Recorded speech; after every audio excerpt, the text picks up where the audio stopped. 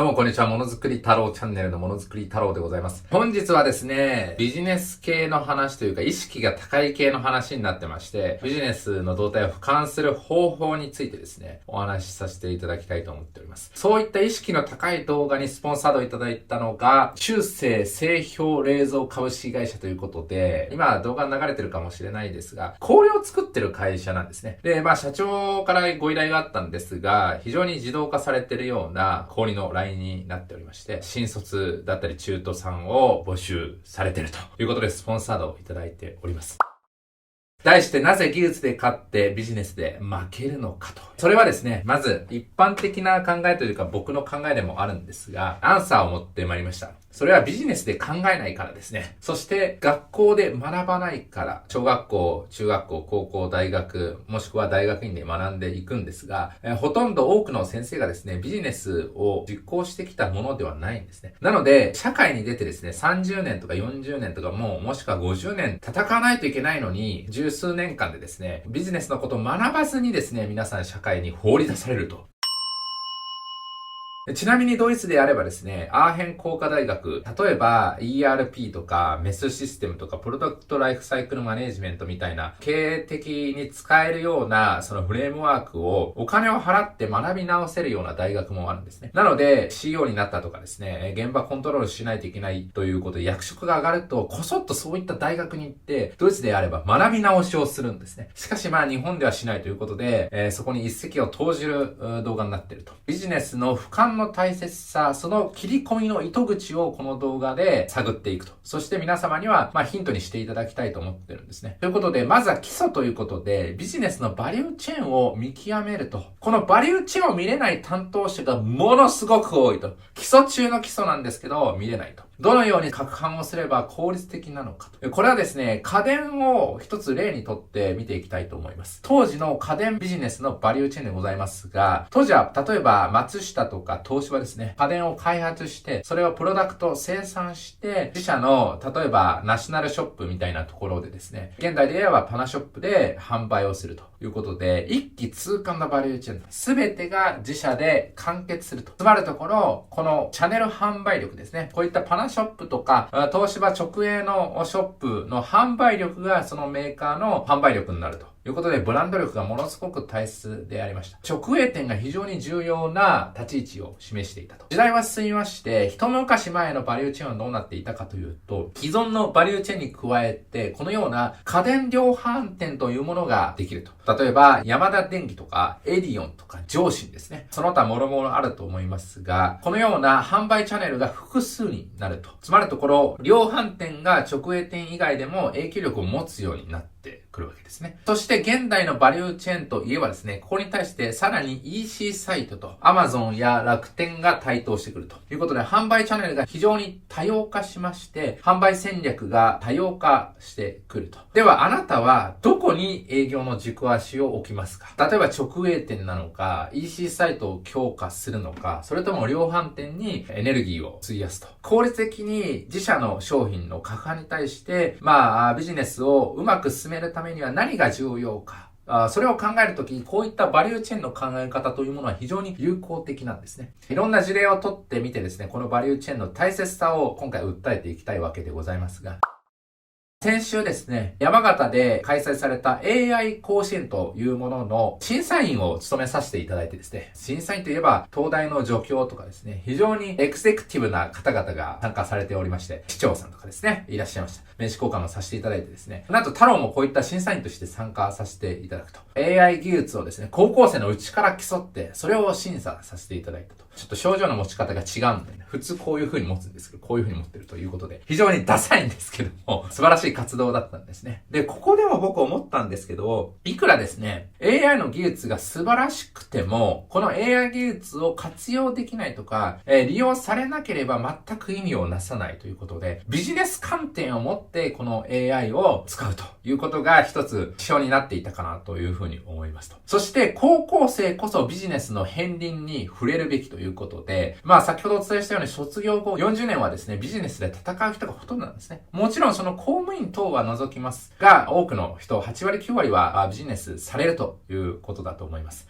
そこで AI 甲子園の AI 活用の事例をとってですね、どういうふうに考えていけばいいかというものを表出しさせていただきました。当時ですね、こういったようなその AI の活用事例が出てきまして、その日の天気、その日の湿度、そして部屋の人数等々ですね、そういった指標の情報を複数吸い上げ、どの程度の空調制御が最適か、それに対して AI のロジックプラス暑さ指数、そういったものをですね、組み合わせて設定を提示すると。老人がですね、最近は夏の温度が高いわけですから、暑さを感じにくくなるそうなんですね。なので、そういった老人向けですね、空調、どういった温度であれば適温なのかというものを AI で弾き出すと、そういった取り組みだったんですね。このソリューションを効率的にじゃあ皆様広めるためにはどうしたらいいかということですね。で、AI 甲子園の出場された高校生に投げかけたんですが、当時ですね、高校生はですね、荒川区と一緒にやっていくんだという発言をされていました。もちろんですね、AI を使ってその回答を導き出す、その次のプロセス、そのステップをですね、踏んでいることは称えるべきでございますが、ぶっちゃけ、忖度なしにお伝えすると、おそらく荒川区にはビジネスパワーはほとんどないわけなんですね。要するに、荒川区とコラボレーションして意味があるかというと疑問であると。その日の状況に合わせて AI を組み合わせて空調を管理できる。バリューチェーンを紐解けないと、荒川区、各家庭とシナジーがあるんで、妥当だよね、みたいな。各家庭への売り込みを考えがちでございますが、申し訳ないんですが、ビジネスセンスが全く感じられないと。この AI の活用に関しては、単なる AI ビジネスではなくて、空気のサービタイゼーションなわけなんですね。ということで、この空気のサービタイゼーションと仮定した場合、熱中症対策商品のバリューチェーンを見ていきたいと。まずはメーカー等で開発、そして生産、そしてそれを販売するわけですね。さっきのチャンネルの事例がありましたが、量販店だったり直営店で販売すると。そして施工業者がおりまして、その後やっと利用ができるようになると。要するに、荒川区というものはですね、利用者に訴求するというニアリーイコールだと思いますので、果たしてここに訴求して意味があるんですかと。ね。そして荒川区はですね、バリューチェーン上どこにもいないわけなんですね。荒川区みたいな。荒川区がね、橋渡しするんですか？そういった可能性はあるかと思いますが、荒川区とコラボして事業はスケールするか、バリューチェーンがわからないニアリーイコール、超根本がわからずビジネスをやってますって言ってるのと同義なんですね。はい。つまりこの事例が物語ってるのは、40年間ビジネスで戦うのに、基礎さえ高校生であれば教わらないと。ということでビジネスをスケールさせるためには何が必要かって言うと、レバレッジのかけ具合を前提に思考する必要があるわけですね。つまりどうやってビジネスを展開すれば有利なのか。先ほどこのようなバリューチェーンがありましたね。はい。開発はパナソニックとかダイキンとか三菱電機がやると。で、その後工場で生産する。そして販売する。施工する。そして利用すると。この施工業者も各ショップごとに1社以上いると思いますと。まず算出すべきはですね、どういった方々が対象になるか。一般世帯数はですね、これ統計上ですね、4885万世帯日本にはあるわけですね。そして高齢者世帯数は 29.1% でございますので、商品の対象、AI ソリューションの対象としては1416万世帯が市場になっていると。つまるところ、こちらですね。開発側に訴求すればより多くの利用者に使用が届くわけですね。はい。一方、こっちからアプローチすると、1416万世帯分の1にしか訴求ができないと。上流に行くほど効果が大きい。つまるところ、レバレッジがかかると。なので、荒川区に行くんではなくて、行くべきはメーカーなんですね。荒川区のコラボ、意味がわからないよ、みたいな感じですね。はい。厳しい現実を高校生には見せてあげたいと思います。じゃあ、サービタイゼーションとなった場合の儲けは、つまるところ、どういう風にマネタイズすべきかということでございますが、こんな感じがありますと。ね。まずは AI ソフトウェアがあるじゃないですか。要するに、外気温とか、部屋の人数とかですね。または外の湿度、湿気みたいなものをインプットして AI が、このくらいの温度がいいんではないか、みたいなのを弾き出すソフトウェアがあるじゃないですか。それを、開発者ですよね。そこに売り込んで、このクーラー、エアコンディショナーに、組み込みをすると。そうするとどうなるかというと、生産しますよね。そして、これが販売店にですね、流れてきて、販売すると。で、取り付けして、最後利用されると。つまるところ、ここで売り込んでおけば、1416万世帯が対象になると。で、その 10% がこのエアコンの AI サービスを使ったと仮定すると、141万世帯がお客様になるわけですね。はい。上流を抑えた方が超効率的なわけですよ。実際ですね、この AI ソフトウェアが1ライセンス500円で販売すると仮定すると、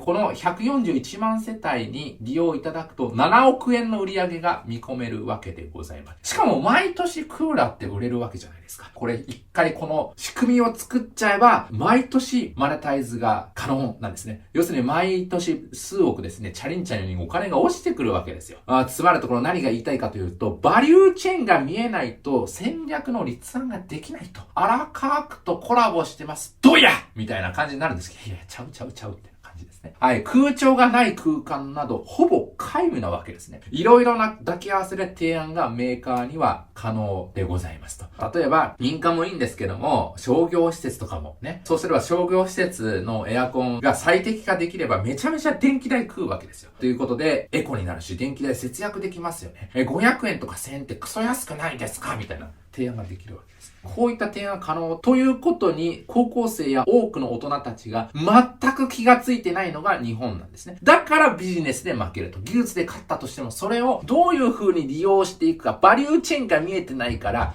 結局ビジネスでやられちゃうと。ビジネス観点を必ず含めるべきでございますと。なぜ技術で勝ってビジネスで負けるのか。それはビジネスのバリューチェーンを俯瞰できていない。つまるところ今ご理解いただいたようにそれは致命的なんですね。はい。日本の文化を見てみるとテレビのクイズ番組も知識を競わすものばかりなんですね。教育も詰め込み作業。だからこういったビジネス観点っていうのは身につかないと。AI 技術だけあっても意味がないわけなんですね。他の事例で見ていきたいと思います。共同ロボットでも同じことが言えると。共同ロボットって何かっていうと、人と一緒に作業が可能なロボットなんですね。一般的な産業用ロボットというものは、動いて当たるとものすごいスピードで動いてるんで、ほぼ死にます。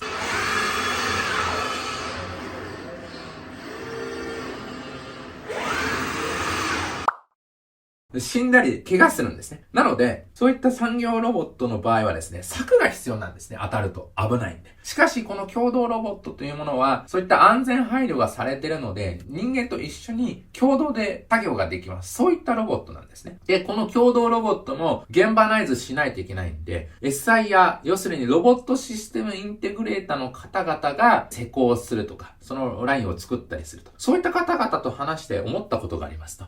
こういう風に、実はですね、お店に現場ナイズしたと。街中の料理店にロボットを導入した。この案件は大変だったんだよって言ってました。案件ごとに納入事例をホームページなどに掲載しまくると。もうですね、こういった事例ってあるある中のあるあるなんですね。弊社はこんな事例もどこでもインテグレートできますって言ってるんですね。じゃあその販売方法ですね。ロボットの売り方ですよ。効率的なんですかと。はい。技術は大切だが、これこそまさにダメな典型例だと僕は思ってますと。こういう風に街中の料理店にロボットを導入して無人化したと。じゃあその食品でいきましょうと。ね。食べるものですから。食品のバリューチェーンってどうなってるんですか？なぜ販売店でラインビルドするんですか？食品のバリューチェーンね、搬送は割愛しますがこうなってますと。まずは、例えばミートボールだったとしますと。ね、開発するじゃないですか。で、そのミートボールを生産加工するような請負会社がありますと。で、その加工した後に、皆さんね、スーパー行ったことあると思うんですが、スーパーの棚に陳列されると。で、そういった業務用スーパーから買ってきて、そのお店で調理する。そして、一般ピーポーがですね、一般消費者が購入してバクバク食べると。はい。店舗にロボットを導入すると。なぜ一番川下でビジネスするんですかと。苦労だけするパターンなんですね。そのビジネスモデル本当に儲かるんですか？まずですね、店舗が違うと。ね、店舗ごとに仕様をすり合わせる必要があると。しかも店舗千差万別ですからいろんな空間があるわけですね。そこに対してロボットを現場ナイズしないといけないと。さらに、調理というものは星の数ほどレシピがあるわけですよ。ということは星の数ほどまたそれラインビルドしないといけないわけですね。ロボットのティーチングもまた環境によったりレシピによったり違うのですり合わせが必要であると。ロボット周りの作り込み仕様のすり合わせが必要になると。極めつけは店舗ごとなので、都度営業マンが無人で LINE ビルドできますみたいな営業をかけないといけないので、工数も甚大になると。そんなこと言ってりゃ、そりゃ SIR は儲からないわと。無人の店舗、聞こえはいいがビジネスとしては四流でございますと。共同ロボットを度肝を抜くほどたくさん販売するにはどうやればいいのか。バリューチェーンを紐解き常識を打ち破れと。こういったバリューチェーンがありましたね。しかし食品にはですね、いろんなバリューチェーンがあるということで、もう一つのバリューチェーンを紹介させていただきます。同じように開発し、そして生産加工すると。で、その後、調理ということで盛り付け工場があるんですね。要するに弁当を作ってる工場があるわけですよ。そしてその弁当が販売されると。ミートボールを弁当に配置するロボットであれば皆さん良さそうじゃないですか。ね。良さそうですよね。ミートボールを扱う工場各社に販売ができると。仕様がほぼ同じですよ。ね。ミートボール盛り付け機でございますから。ということで、そういったすり合わせですよね。標準化ある程度できますから、工数も低減できると。一から全て設計しなくていいですよと。そして、弁当工場というものは手でこういう風に詰めてるわけですから、めちゃめちゃ大変ですよね。食品工場は人材不足に陥ってるということで、需要があると思いませんか？おばちゃん方がね、言い方良くないんですけど、安い時給でやられてると、パートのおばあさんがね。で、一見良さそうなんですが、違いますと。しかしながら、もっと最上の策があるんですね。ということで、非常識な本質。この非常識な本質というものはですね、僕が大好き R35 の設計者水野さんが出された本の主題になっていると。ここで、水野さんどういったことをですね、思想したかというと、当時、モーターサイクルのレースがあったわけですね。で、モーターサイクルのレースですから、最速を競ってったわけですね、皆さんですね。しかし、水野さんはどう考えたかというと、別に最速は競わなくていいと。なぜかというと、コース全体で最高速度に達してる時間っていうものはほんの数秒であると。なので、直線以外のカーブを早く回るようにコントロールすれば勝てるはずだということを言ったわけですね。非常識な本質と。非常識なんですけども、そこに本質が隠されていると。さらに最高速度であれば、ものすごく車に負荷がかかると。車1台に対して風圧ですね。地面に張り付かないといけないので、風を受ける必要があると。風圧ですね。どのくらいになっていたかというと、車1台にかかる力としては4トンから8トンと。そりゃすぐ壊れるわと。ということは、強度設計、強度の強いような車にしないといけないんで、重たくなるわけですね。重たくなるとカーブが早く曲がれないと。なるほどということで、直線以外を早く走らせれば勝てるんだということを言ったわけですね。儲ける秘訣、勝てる秘訣は誰もがやらない非常識の中にこそあるんだと。ということで、もう一度この弁当のバリューチェーンを見ていきたいと思います。そうです。皆さんもうお分かりでしょうと。提案先はこのミートボールを開発する会社なんですね。ということで、ミートボール盛り付けロボットを一緒に開発すると。そうすれば、ミートボールの盛り付けを標準化できるわけですね。ある程度標準化できると。ミートボールずっと作ってるわけですから。どういったミートボールの盛り付けをするかみたいなことは、彼らなら分かってるはずなんですね。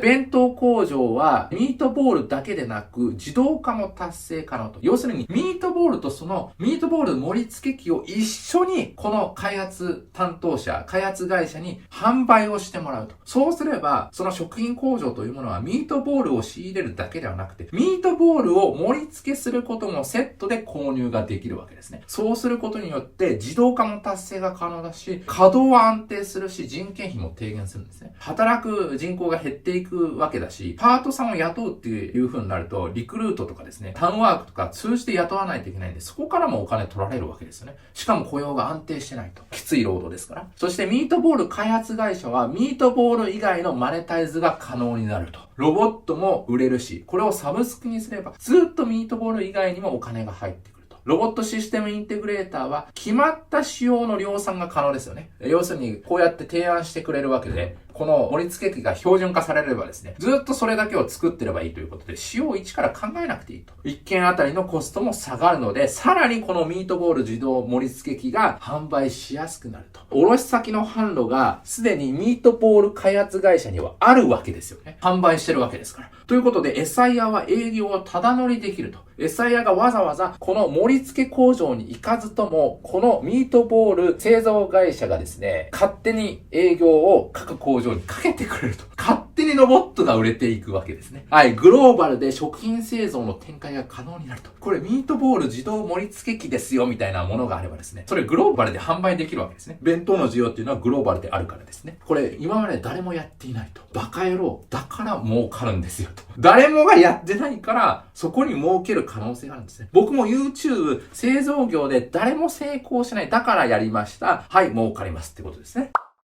潜在的な需要ということで、ロボットで確一化された弁当を食べたいかみたいな反応が来るんですよ。はい、こういったですね、手盛りで華やかな弁当も確かに世の中に必要であろうと。しかしどうですか？皆さん、会社員で弁当買って帰ると。いつも華やかですか？違いますよね。お昼休憩とかですね、夜で食べる弁当っていうのはコスパのいいものがほとんどなんですね。はい。何より食品工場は今後さらに人手不足になると。はい。日本で食品工場どのくらいあるかっていうと20万拠点もあるんですね。こういった労働時間も減ってますと。ね、厚生労働省さんから持ってきました。さらに2025年からは一気に労働人口が減っていくと。弁当に詰めるという価値の少ない作業、外人に頼るんですかと。今こそ日本の技術を活かして、この生産性を上げる時じゃないでしょうか。はい。需要も今後高くなることが想定されますし、食品メーカーもこれウィンと。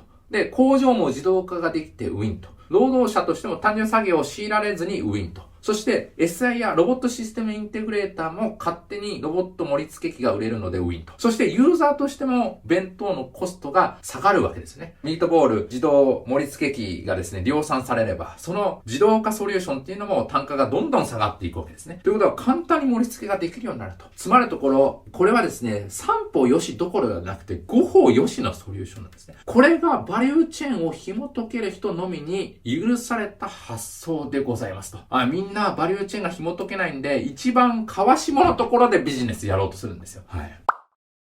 この現場の SIR が難しくてさ、とか、この技術がすごいんですよ。わかったと。でもビジネスで負けたら虚しくないですかと。はい。儲けましょうと。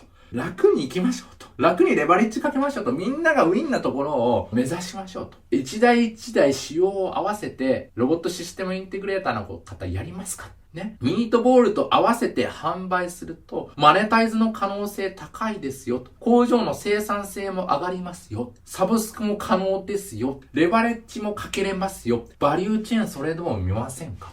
どうですか？ということなんですね。ということで、なぜ技術で買ってビジネスで負けるのか。それはバリューチェーンを見ないからですよ。ほとんどそうですよ。僕も営業コンサルしてくださいって言われていくと、バリューチェーンみんな見えてないんですね。バリューチェーンに置き換えて考えずに、一つの事象として考えるんで、効率の悪いような拡販戦略を皆さんやられてると。それじゃあいくら経っても人手不足ですわということですね。日本は技術が先行しがちな業界なんですね。それ、売れなければ意味ないんで、一石を投じたいと。実際に負けてる例が多いことと。ということで、このように今回は製造業ベースというか AI 甲子園に始まりですね、共同ロボットのお話をさせていただいて、特別会ということでビジネスに関連したお話をさせていただきました。いつもはですね、工作機械、そして FA ですね、ロボットもやってます。そしてセミコンアンバサダーを仰せ使っておりますので、半導体のこともやっておりますと。製造業で働いてる方、そして製造業好きな方、そしてものづくり太郎に興味を持っていただいたり、この動画は高校生こそ見るべきだ、めちゃめちゃ共感したっていう方はチャンネル登録いただいて応援してあげてください。そして一つでも刺激になればいいねボタンを押してあげてください。ということで次回の動画の前にスポンサー動画でございます。どうぞ。なんとですね、このものづくり太郎チャンネルも皆様のおかげで非常に大きくなりまして、ビッグスポンサーがつくことになりました。パナソニックエナジーさんでございます。皆さんご存知、こういった乾電池ですよね。昔エボルタでグランドキャニオン登るみたいなやつもやっておりましたが、こういったイメージが非常に強いと思いますが、実は B2B 領域ですね。例えば、電気自動車の電池ですとか、今後ですね、グリーンの波が押し寄せてきて、その電池っていうものは、蓄電ができるんで非常に重要なキーファクターになってるんですね。こういったものを今、供給してもですね、引き合いがあると認知を上げたいということでスポンサードをいただきました。詳しくは QR コードを参照いただければと思いますので、引き続き1年間契約になってますので、パナソニックさんの動画が流れると思います。お楽しみにお願いします。ね、第1回目は紹介と。はい、ということで次回はおそらくね、ロボット動画になると思います。もしくはドイツ戦略の動画になるかもしれませんと。いずれにしろものづくりに関連したトピックになりますので、お楽しみにお待ちいただければ幸いでございます。本日はどうもありがとうございました。次の動画で会いましょう。じゃあね、バイバイ。今日の千葉ちゃんの一言。本日も最後までご覧いただきありがとうございました。バリューチェーンについていかがでしたでしょうか？他にも気になる話題や太郎にまとめてほしい題材などがございましたら、ぜひコメントまでお待ちしております。それではまた次のビデオでお会いしましょう。またねー。